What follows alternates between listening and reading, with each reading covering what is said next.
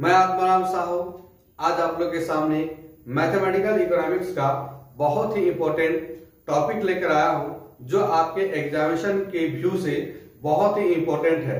अगर अभी तक आपने मेरे चैनल को सब्सक्राइब नहीं किया है तो प्लीज सब्सक्राइब कर लीजिए, क्योंकि मैथमेटिकल इकोनॉमिक्स का मैं बहुत ही इंपॉर्टेंट क्वेश्चन लेकर आता हूं।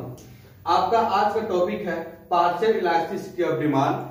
पार्शियल डेरिवेटिव के बारे में आपको मालूम होगा, जब कोई फंक्शन दिया रहता है जिसमें दो वेरिएबल आपके पास होते हैं, तो अगर फर्स्ट वेरिएबल के रिस्पेक्ट अगर हम लोग डेरिवेटिव करते हैं तो सेकंड वेरिएबल को हम लोग क्या करते हैं, कांस्टेंट मान लेते हैं। और जब सेकंड वेरिएबल के रिस्पेक्ट फंक्शन का डेरिवेटिव करते हैं तो फर्स्ट वेरिएबल को हम लोग क्या करते हैं, कांस्टेंट मान लेते हैं। और आपको ये भी मालूम होगा किसी भी कांस्टेंट का अगर डेरिवेटिव करते हैं तो उसका डेरिवेटिव क्या आता है, जीरो आता है। तो यहाँ पे आज हम लोग का सेम केस होगा, क्योंकि हम लोग क्या किए हैं, डिमांड एनालिसिस में हम लोग दो डिमांड फंक्शन लिए हैं। फर्स्ट डिमांड फंक्शन क्या है, x1 equal to function p1 p2, और सेकेंड फंक्शन क्या है, x2 equal to p1 p2। क्योंकि यहाँ पे हमने आप पूछेगा कि सर आपने दो फंक्शन डिमांड फंक्शन क्यों लिया, x भी, क्योंकि हम लोग यहाँ पे इसलिए दो फंक्शन लिया है क्योंकि फर्स्ट फंक्शन के लिए प्राइस p1 दिया हुआ है, इसका अपना प्राइस है, लेकिन सेकेंड प्राइस p2 क्या है, सेकेंड गुड्स के लिए अपना प्राइस है। तो जब सेकेंड हम लोग फर्स्ट डेरिवेटिव निकालेंगे तो यहाँ पे क्या करेंगे, सेकेंड गुड्स का जो प्राइस है इसमें चेंज होने से फर्स्ट गुड्स के डिमांड पे क्या इफेक्ट पड़ेगा, इसको जानने के लिए हम लोग क्रॉस इलास्टिसिटी ऑफ डिमांड का यूज करते हैं। सेम आपका क्या है, जब हम लोग x2 फंक्शन का p2 क्या उसका अपना प्राइस है, जब हम लोग सेकेंड कमोडिटीज का डेरिवेटिव करेंगे या इलास्टिसिटी निकालेंगे तो फर्स्ट का हम लोग क्या मानेंगे, क्रॉस हो जाएगा, क्योंकि इसके इफेक्ट किस पे डायरेक्ट प्रभाव पड़ेगा, x1 पर। लेकिन x1 के प्रभाव को कौन प्रभावित करता है, p1। तो p1 के प्रभावित होने से सेकेंड जो हम लोग के पास क्या होता है, कॉम्प्लीमेंट्री गुड्स होता है या फिर सब्स्टिट्यूट गुड्स होता है, उसको किस प्रकार प्रभावित करेगा, इसी को जानने के लिए हम लोग पार्शियल इलास्टिसिटी ऑफ डिमांड का एप्लीकेशन यूज करते हैं। तो आपका क्या है, क्वेश्चन में दिया हुआ partial derivative are also used to estimate the partial elasticity of demand. Partial elasticity of demand निकालने के लिए पार्शियल डेरिवेटिव का यूज करते हैं। आपके पास क्या है, हम लोग दो केस लेंगे।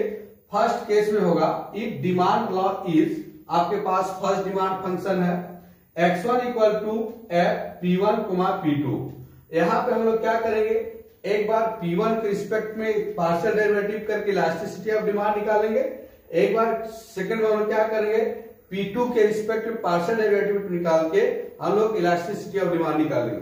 जब हम लोग x1 के रिस्पेक्ट में पार्शियल डेरिवेटिव करेंगे तो हम लोग p2 क्या हो जाएगा, कांस्टेंट के रूप में, कोएफिशिएंट के रूप में बाहर निकल जाएगा। तो फर्स्ट हम लोग क्या है, the partial elasticity of demand for x1, first function है x1 को निकालेंगे with respect to its own price. x1 का क्या है, इसका अपना प्राइस है, तो इसमें किसी प्रकार कोई इफेक्ट नहीं पड़ेगा। लेकिन हम लोग यहाँ पे पार्शियल डेरिवेटिव निकालेंगे क्योंकि एक साथ आपका दो प्राइस इंक्लूड है। तो हम लोग इलास्टिसिटी ऑफ डी निकालेंगे x1 फंक्शन के रूप में।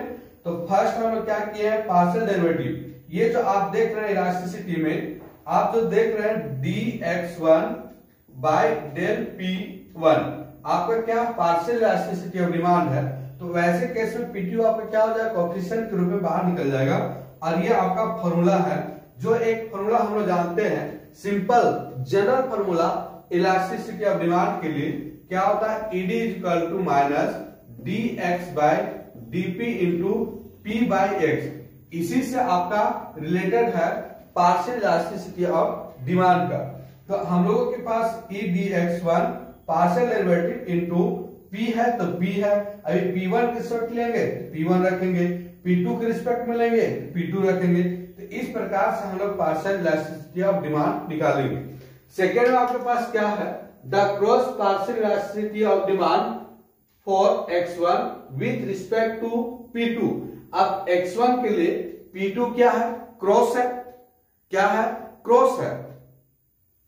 क्रॉस कैसे है, क्योंकि ये p2 है, दूसरे गुड्स x2 का प्राइस h2 का अपना प्राइस है, इसीलिए हम लोगों ने कहा कि क्रॉस का मतलब होता है कॉम्प्लीमेंट्री गुड्स का वो प्राइस है।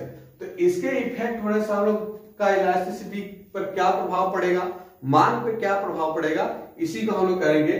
तो हम लोग क्या करेंगे, x1 जो फंक्शन दिया हुआ है इसको p2 के रिस्पेक्ट में सबसे पहले डेरिवेटिव निकालेंगे।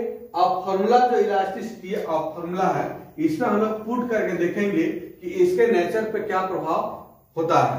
सेकेंड केस में हम लोग देखेंगे, सेकेंड केस के लिए आपका दिया हुआ है function x2 is equal to function p1 p2। आपका है फंक्शन में x2 is equal to f p1 p2। सबसे पहले हम लोग देखेंगे इसका अपना प्राइस से क्या इलास्टिसिटी ऑफ डिमांड निकालने के लिए।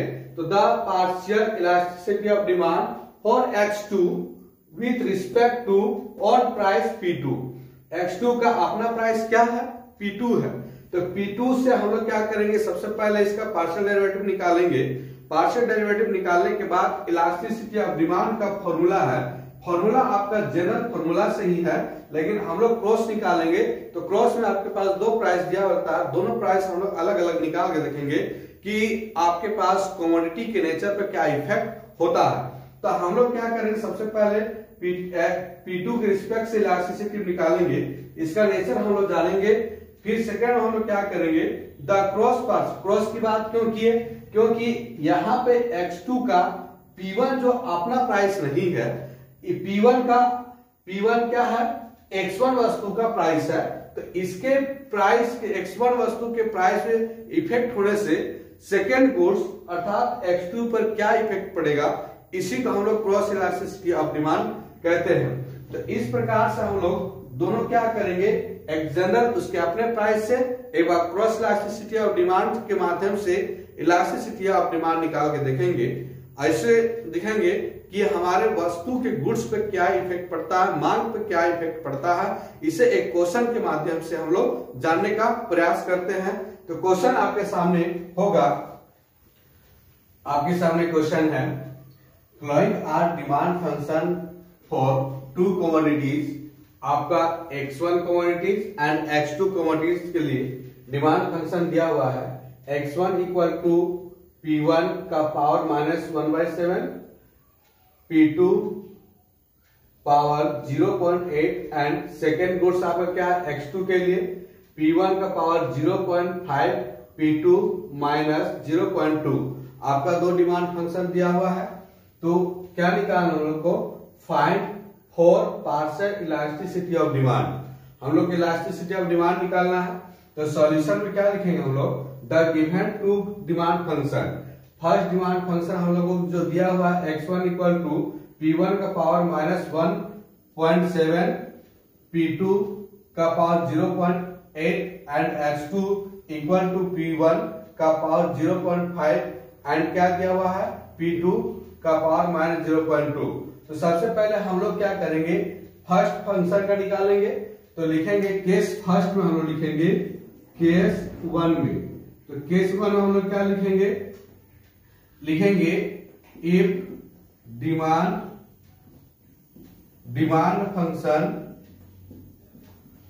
फंक्शन क्या, x1 equal to p1 -1.7, p2 लिखेंगे 0.8। अब हम लोग क्या करेंगे, जब P1 के रिस्पेक्ट में निकालेंगे तो P2 मेरा क्या हो जाएगा, कांस्टेंट होगा पार्शियल डेरिवेटिव के लिए। तो हम लोग लिखेंगे A नंबर सबसे पहले लिखेंगे और लिखेंगे the partial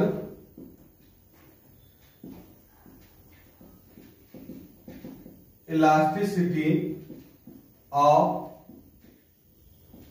demand with demand for x1। और हम लोग क्या है, x1 के लिए with respect to its own price p1। इसका अपने प्राइस हम लोग निकालेंगे। तो सबसे पहले हम लोग पार्शियल डेरिवेटिव करेंगे, del x1 by del p1 equal to del p1 और लिखेंगे p1 का पावर -1/7 P2 0.8। तो अब हम लोग क्या करेंगे, इसका डेरिवेटिव करेंगे। P2 मेरा क्या है, कांस्टेंट मान के हम लोग कोएफिशिएंट ग्रुप में बाहर लिखेंगे। तो लिखेंगे del x1 by del P1 equal to P2 मेरा बाहर हो जाएगा और लिखेंगे del by del P1 minus 1.7। इसका अगर हम लोग डेरिवेटिव निकालेंगे तो क्या आ जाएगा आपके पास, del x1 del P1 equal to हम लोग लिखेंगे P2 का पावर 0.8 इंटू पावर क्या है -1/7, हम लोग के सामने आएगा -1.7 और लिखेंगे P1 क्या आएगा आपके पास। अगर हम लोग -1.7 में -1 करेंगे तो हम लोग का फाइनली क्या आ जाएगा, ये -1.7 P1 का पावर माइनस क्या लिखेंगे -2.7 और P2 का पावर कितना आ जाएगा 0.8। तो इस प्रकार से हम लोग का पार्शियल डेरिवेटिव आ गया। अब हम लोग क्या करेंगे, यूजिंग फॉर्मूला, हम लोग फॉर्मूला का यूज करेंगे। फॉर्मूला तो हम लोग लिखेंगे E D x1 equal to del x1 by del P1 into P1 by P2, P1 by x1। तो फॉर्मूला हम लोग पुट करेंगे del x1 equal to delta, हम लोग मोड लगाते हैं। मोड का मतलब क्या होता है, इलास्टिसिटी का जो वैल्यू है पॉजिटिव नेगेटिव से हम लोग मतलब नहीं होता, इसका सिर्फ मतलब होता है डेसिमल से 1 से। तो लिखेंगे इसका वैल्यू हम लोग कितना आया -1.7 P का पावर 1 -2.7 और P2 का क्या 0.8 और P1 का वैल्यू क्या P1 है, P1 ही लिखेंगे। x1 का वैल्यू हम लोग का फंक्शन में क्या दिया हुआ है, P1 का पावर -1.7 P2 का पावर 0.8। तो अब हम लोग इसको सॉल्व करेंगे। तो सॉल्व करेंगे क्या आ जाएगा, E D x1 equal to, अब वैल्यू हम लोग रखेंगे -1.7 P का पावर 1 और यहाँ पे देखिए ये बेस क्या है, सेम है। तो इसका पावर -2.7 है, इसका पावर कितना 1 है। तो जब बेस सेम होता है तो पावर 8 होगा। तो क्या है आपके पास है 1.7 और P2 का पावर 0.8 इंटू हम लोग वैल्यू क्या आ जाएगा 1, तो यहाँ पे आपका ऐड हो गया। अब हम लोग लिखेंगे 1 बाय P1 -1.7 P2 का पावर 0.8। तो ये हम लोग आ गया। आप यहां से देख रहे हैं यहाँ पे और यहाँ पर क्या दोनों सेम है, तो आपके पास कैंसिल हो जाएगा। तो आपके पास फाइनली क्या आएगा, E D x1 equal to -1.7 mode में है, तो आपके पास क्या आ जाएगा 1.7। तो ई डी x1 इक्वल टू 1.7 आएगा। तो इस प्रकार से आप क्या देखें, जब x1 का हम लोग P1 के रिस्पेक्ट में इलास्टिसिटी आप निकाले तो क्या आया 1.7। ये आपका क्या आया, नेचर में आया ग्रेटर देन 1। अगर जितनी वस्तु की मांग में कीमत में चेंज होगा उससे ज्यादा उसकी मांग में चेंज होता है। इस प्रकार से हम लोग देखें। सेकेंड हम लोग क्या देखेंगे, इस फंक्शन को, फर्स्ट फंक्शन को ही P2 के रिस्पेक्ट में इलास्टिसिटी ऑफ डिमांड निकाल कर देखेंगे। हम लोग क्या देखेंगे, फर्स्ट हम लोगों ने देखा जब x1 को P1 के रिस्पेक्ट निकाले तो हम लोग का नेचर क्या है, ग्रेटर देन 1। ग्रेटर देन 1 का मतलब क्या होता है, वस्तु की कीमत में जितना परिवर्तन चेंज होगा उससे ज्यादा क्या होगा, डिमांड में चेंज होता है। अब हम लोग क्या करेंगे, P2 के रिस्पेक्ट में निकालेंगे। तो P2 के रिस्पेक्ट निकालते तो हम लोग इंट्रोड्यूस में क्या देखा था कि हम लोग P2 के रिस्पेक्ट निकालते हैं तो क्रॉस है, क्योंकि P2 क्या है, H2 वस्तु का प्राइस है और x1 का हम लोग निकालेंगे। तो क्या हो जाएगा आपके सामने, लिखेंगे del x2 by del P2 equal to del by del P2। अभी हम लोग P1 क्या हो जाएगा, कांस्टेंट हो जाएगा। तो कांस्टेंट कोएफिशिएंट ग्रुप में बाहर निकल जाएगा -1/2 और 0.8, तो हम लोग क्या लिखेंगे, डेल x2 डेल x1 का हम लोग निकाल रहे हैं, तो हम लोग लिखेंगे डेल x1 किसके रिस्पेक्ट में, P2 के, डेल P2 इक्वल टू हम लोग का P1 -1/7 कोफिशिएंट के रूप में बाहर निकल जाएगा और डेरिवेटिव करेंगे P2 के रिस्पेक्ट में, तो P2 आपका 0.8 होगा, तो हम लोग इसका डेरिवेटिव होगा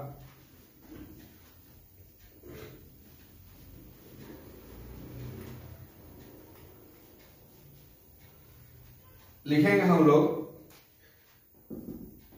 del x1 by del P2, हम लोग क्या हो जाएगा, P1 का पावर 1/7 इंटू पावर कितना है 0.8, P2 तो पावर हम एक हम लोग सब्ट्रैक्ट करेंगे, कितना आएगा -1 -0.2, तो हम लोग लिखेंगे del x1 by del P2 equal to हम लोग कितना है, तो लिखेंगे 0.8 P1 -1.7 इंटू लिखेंगे P2 का पावर -0.2, तो इस प्रकार से हम लोग का P2 के रिस्पेक्ट में पार्शियल डेरिवेटिव आ गया, तो लिखेंगे यूजिंग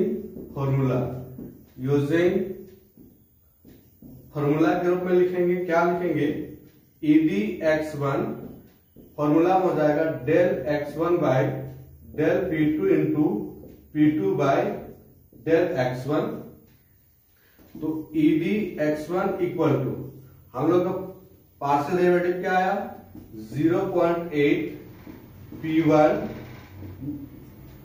1.7 P2 -0.2 इंटू P2 की वैल्यू लिखेंगे P2 और x1 का वैल्यू हम लोग के पास क्या था P1 माइनस वो पावर में और P2 0.8, तो हम लोग लिखेंगे क्या है, मोड है, मोड लगाएंगे EDX1 हम लोग देख रहे हैं 0.8 और P1 का वैल्यू हो जाएगा -1.7, P2 का वैल्यू क्या बेस सेम है, तो पावर क्या हो जाएगा 8 हो जाएगा, तो पावर 8 करेंगे तो हम लोग क्या आ जाएगा 0.8 इंटू इसका क्या हो गया, हम सॉल्व कर लिए, लिखेंगे 1 बाय P1 -1/7 P2 0.8, तो ये आगे क्या है सेम है, आपके पास क्या होगा कैंसिल हो जाएगा, तो हम लोग के पास आ जाएगा EDX1 इक्वल टू 0.8, तो आपके पास क्या आ गया, हम लोग का जो वैल्यू आया EDX1 equal to 0.8 less than 1, अर्थात इसमें कहता है जब P2 का किसी दूसरे वस्तु का कीमत में चेंज होता है तो पहले वस्तु की मांग में क्या होगा, कम प्रभाव होगा, अर्थात दूसरे वस्तु की कीमत में ज्यादा चेंज होगा तो पहले वस्तु की मांग में कम परिवर्तन होगा, इसी को हम लोग क्रॉस इलास्टिसिटी ऑफ डिमांड कहते हैं। सेकेंड फंक्शन के रूप में अब हम लोग देखते हैं, सेकेंड फंक्शन हम लोग का दिया हुआ है x2 is equal to P1 का पावर 0.5 P2 का पावर -0.2, तो केस 2 के लिए हम लिखेंगे इफ डिमांड फंक्शन क्या दिया हुआ x2 इक्वल टू P1 का पावर 0.5 P2 का पावर -0.2, हम लोग क्या करेंगे सबसे पहले P2 के रिस्पेक्ट में निकालेंगे, इसका x2 का खुद प्राइस क्या है P2 है और P1 क्या है x1 गुड्स का प्राइस है, तो इसलिए सबसे पहले इसकी अपना प्राइस में इलास्टिसिटी पर क्या इफेक्ट पड़ता है, मांग पर क्या इफेक्ट पड़ता है, इसको पहले हम लोग इसकी नेचर के बारे में जान लेते हैं। तो हम लोग निकालेंगे देखिए the partial elasticity of demand for x2 with respect to own price P2 है, तो P2 के हम लोग रिस्पेक्ट निकालेंगे del x2 by del P2 equal to del P2 और लिखेंगे हम लोग P1 0.5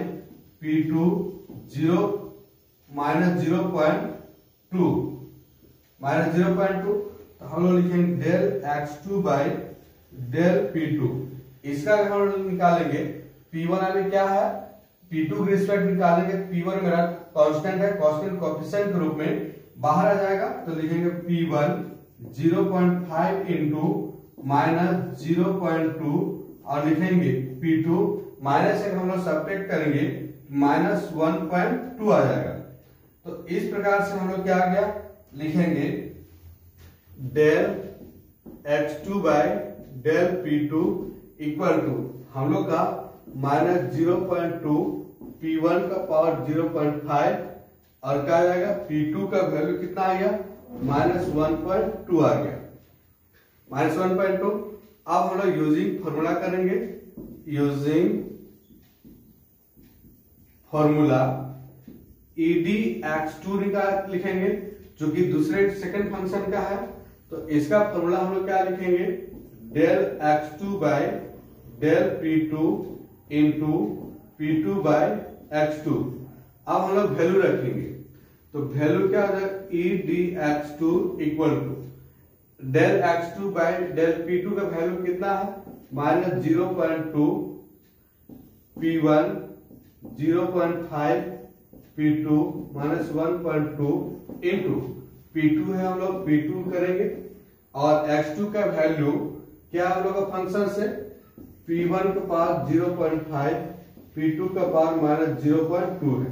हम लोग बेस क्या है सेम है तो पावर क्या होता है ऐड होता है del x2 equal to minus 0.2 और P1 0.5 P2 बेस क्या है सेम होगा पावर ऐड होगा। जब पावर ऐड हो जाएगा तो आपके पास माइनस 0.2 आएगा इंटू 1 बाय P1 0.5 P2 का कितना आ जाएगा माइनस 0.2। तो यहां पे आप देखिए क्या हो जाएगा आपके पास ये और ये दोनों क्या है सेम है तो सेम है क्या हो जाएगा आपके पास कैंसिल हो जाएगा। तो EDX2 इक्वल टू आपके पास क्या है माइनस 0.2 आया। तो इसका नेचर आप देख रहे हैं ना क्या आ गया 0.2 ये लेस देन 1 आया अर्थात जितने कहता है सेकंड फंक्शन में P2 प्राइस पे हम लोग का मान किलोज क्या होगा पार्शियल इलास्टिसिटी क्या होगा लेस देन होगा। प्राइस जितना ज्यादा चेंज करेगा मान उतना ही ज्यादा कम होगा। तो इस प्रकार से हम लोग सेकंड फंक्शन के लिए सेकंड प्राइस पर देखें। अब इसी का हम लोग क्रॉस इलास्टिसिटी P1 के रिस्पेक्ट में सॉल्व करके देखते हैं क्या इसका नेचर बतलाता है। अब हम लोग देखेंगे सेकंड फंक्शन का P2 के रिस्पेक्ट में निकाला हम लोगों ने तो क्या उसका नेचर क्या बतला less than elasticity of demand. अब हम लोग देखते हैं P1 के रिस्पेक्ट में तो लिखेंगे B point the cross elasticity of demand for x2 with respect to P1। तो हम लोग सबसे पहले क्या करें पार्शियल डेरिवेटिव निकालते हैं del x2 by del P1 equal to del by P1 function क्या P1 का पावर 0.5 P2 क्या माइनस 0.2 है। तो P2 अभी क्या हो जाएगा आपके पास कोएफिशिएंट के रूप में बाहर लिखेंगे हम लोग del x2 by del P1। तो हम लोग लिखेंगे P2 minus 0.2 into power P1 में क्या है 0.5 और लिखेंगे P1 अगर सब्ट्रैक्ट करेंगे 1 हम लोग का माइनस 0.5 आएगा।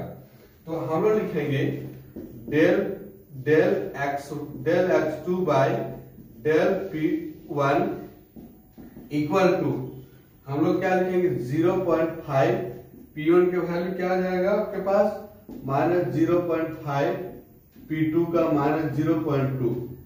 आपका क्या आ गया partial derivative with respect to P1 के केस में आ गया लिखेंगे यूजिंग फॉर्मूला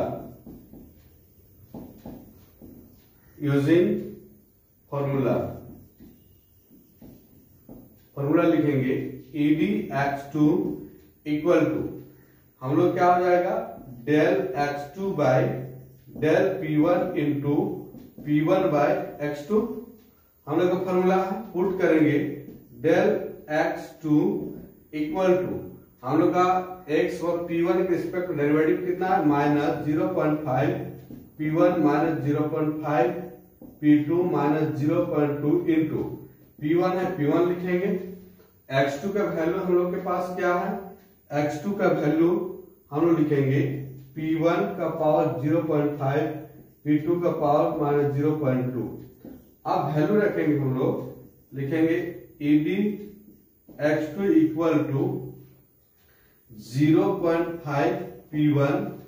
अब पावर क्या है, सेम है, तो पावर बेस क्या सेम है, पावर क्या ऐड हो जाएगा, तो 0.5 p2 -0.2 इंटू 1/p1 का पावर 0.5, p2 का पावर -0.2। इस प्रकार से आपका क्या हो जाएगा, दोनों सेम है तो कैंसिल हो जाएगा, तो आपके पास क्या आएगा EDX2 इक्वल टू 0.5। EDX2 का वैल्यू आपका 0.5, ये भी क्या है लेस देन 1 है। तो इस प्रकार से आपने देखा जब सेकेंड फंक्शन का पार्शियल डेरिवेटिव हम लोगों ने निकाला तो P1 के रिस्पेक्ट में भी आपके पास पार्शियल डेरिवेटिव का नेचर क्या बतलाया कि लेस देन 1 का तात्पर्य ये होता है कि जब वस्तु में जिस अनुपात से उसकी कीमत में चेंज होगा, x1 वस्तु की कीमत में उसे कम चेंज होगा x2 के वस्तु में। तो इस प्रकार से हम लोग पार्शियल इलास्टिसिटी ऑफ डिमांड का क्वेश्चन देखा। नेक्स्ट वीडियो में इससे भी बेहतर और अच्छे से क्वेश्चन और जो इंपॉर्टेंट क्वेश्चन होगा वो आपका वीडियो लेकर आऊंगा। आप चैनल को सब्सक्राइब नहीं किया, प्लीज सब्सक्राइब कर लीजिए। धन्यवाद।